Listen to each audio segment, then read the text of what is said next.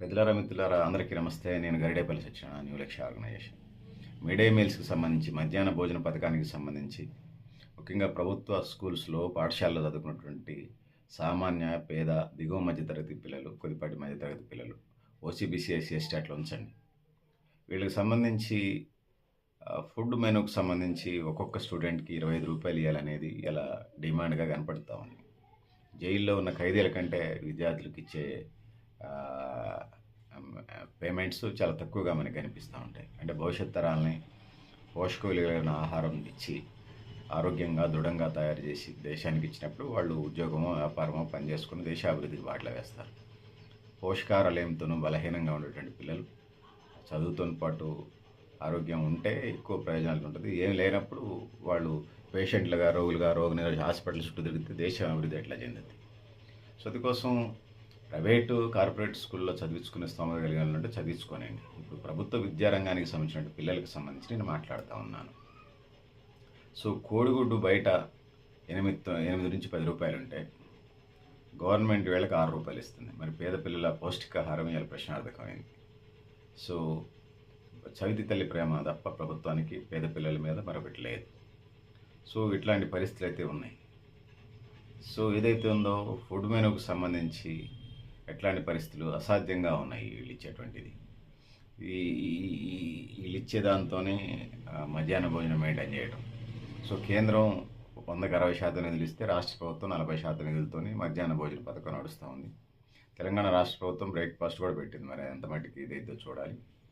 ఈ కుక్క అంటే వంట మాస్టరు వాళ్ళకి సహాయకులుగా కూరగాయలు పెట్టడానికి సంబంధించి ఇద్దరిని పెడుతున్నారు. వాళ్ళకి 3,000 ఇస్తూ ఉన్నారు. సో ఇవాళ మనం చూసుకున్నప్పుడు పిల్లలకి ఎంత ఇస్తున్నారు అనే దానికి వచ్చినప్పుడు 1వ తరగతి నుంచి 5వ తరగతి పిల్లలకి సంబంధించి అంటే విద్యార్థులకు సంబంధించి రూ. 6.78 ఇస్తున్నారు పర్ డే మధ్యాహ్న భోజనానికి. ఇక 6 నుంచి 8 తరగతి పిల్లలకి రూ. 10.17 ఇస్తున్నారు. 9 నుంచి 10వ తరగతి పిల్లలకి 9, 10వ తరగతి పిల్లలకి రూ. 13.17 ఇస్తున్నారు. కోడిగుడ్డికి అదనంగా రూ. 6 ఇస్తూ ఉన్నారు. ఇది పరిస్థితి. సో పారితోషికం నెలకు 3,000 ఇస్తున్నారని చెప్పాము. పారితోషికం పేరుతోనే, గౌరవ వేతనం పేరుతోనే 3,000 ఇస్తూ ఉన్నారు. సో వంట గ్యాసు, కూరగాయల ఛార్జీలు పెరిగినాయి, ట్రాన్స్పోర్ట్ ఛార్జీలు పెరిగినాయి. వాటి సంగతి ఏంది? ఈ ధరలతో మధ్యాహ్న భోజనం నడిపించడం కష్టతరంగా ఉందనేది మనకు కనపడతా ఉంది. సో ప్రతి స్టూడెంట్కి రూ. 25 అనేది డిమాండ్ ఉంది. బియ్యం ఇస్తున్నారు ఆల్రెడీ. కోడిగుడ్లు, వంట గ్యాస్, మరి గ్యాస్ బండ్లు ఇస్తారా లేకపోతే కట్టెలు ఇస్తారా అనేది చూడాలి. సో ఇది పరిస్థితి. ఇది ఒకవైపు. ఇంకొక రెండో వైపు చాలా స్కూల్స్లో, కొన్ని స్కూల్స్లో బాగానే పెడుతున్నారు. కొన్ని స్కూల్కి సంబంధించి పిల్లల ఫుడ్ ఎంత చెత్తగా ఉండదంటే అడిగేవాళ్ళు లేనట్టుగా. పిల్లలు ఇంటి దగ్గర నుంచి పచ్చళ్ళు, కూరలు, అన్నాలు తెచ్చుకుంటున్నారు, లేకపోతే ఇంటికి పోయి తింటున్నారు. సో టీచర్స్ కానీ హెడ్ మాస్టర్ కానీ చొరవ చేసి అది తిని దగ్గరుండి జాగ్రత్త నడిపిస్తే తప్ప లేకపోతే ఇబ్బందులు ఉన్నాయి. నీళ్ళచార్లు, అసలు తినే కూరలేగా, ఉడికిన కూరలు, మార్కెట్లో ఏ తక్కువ రేటుకి వస్తే అది కొని కూర వండటం, ఇదే కార్యక్రమంగా ఉన్నది.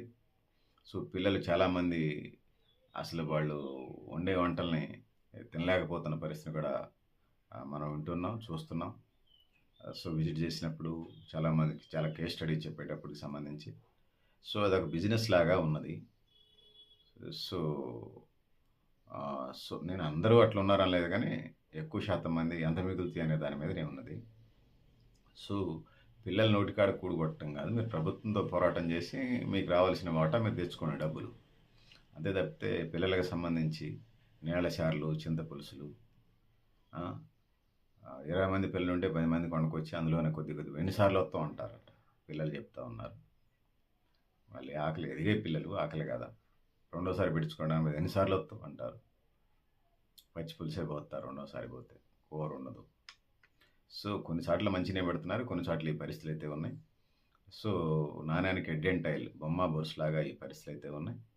సో పిల్లలు కొన్నిసార్లు అయితే ఇక పిల్లలు స్కోర్ బోర్డు మీద అయితే 100 మంది చూపిస్తుంటారు, వచ్చేది 30 మంది కూడా ఉండదు. 30 మంది కొడతారు, 100 మందికి చూపిస్తారు. సో ఇవన్నీ మిగిలించుకునే కార్యక్రమాలు. అయితే నాకేంటనే కార్యక్రమం కోట శ్రీనివాసరావులాగా. అయితే నాకేంటట. సో ఇది ఉన్నది. సో విజిలెన్స్ అండ్ మానిటరింగ్ చేయాల్సిన అవసరం అయితే ఉన్నది. ఫుడ్‌కు సంబంధించి క్వాలిటీ ఫుడ్ పెట్టలేదు. ఎదిగే పిల్లలకి మంచి పేద పిల్లలు వాళ్ళంతా గవర్నమెంట్ పాఠశాలకు వచ్చేవాళ్ళు. మంచి ఫుడ్ పెట్టాలి. ఇప్పటికే ఒకవైపు ప్రభుత్వ విద్యారంగాన్ని మూసేసి తగ్గించుకుంటూ వస్తున్నారు, మెర్జ్ చేసుకుంటూ వస్తున్నారు, మూసేసుకుంటూ వస్తూ ఉన్నారు. కానీ ప్రైవేట్ కార్పొరేట్ స్కూల్ వైపు మళ్ళించి ప్రభుత్వ విద్యని పేద పిల్లలకి అట్టడుగు వర్గాల పిల్లలకి లేకుండా చేసే ప్రభుత్వం ఒకవైపు కుట్ర చేస్తుంది. అదనంగా ఈ సమస్యలను తెలియజేసుకుంటూ ఇది పరిస్థితి. పెద్దలారా, మిత్రులారా, మీరు కూడా మీ అభిప్రాయాలను కామెంట్ బాక్స్ రాయని తెలియజేస్తూ నేను గరిడేపల్లి శిక్షణ మీ లక్ష్య ఆర్గనైజర్.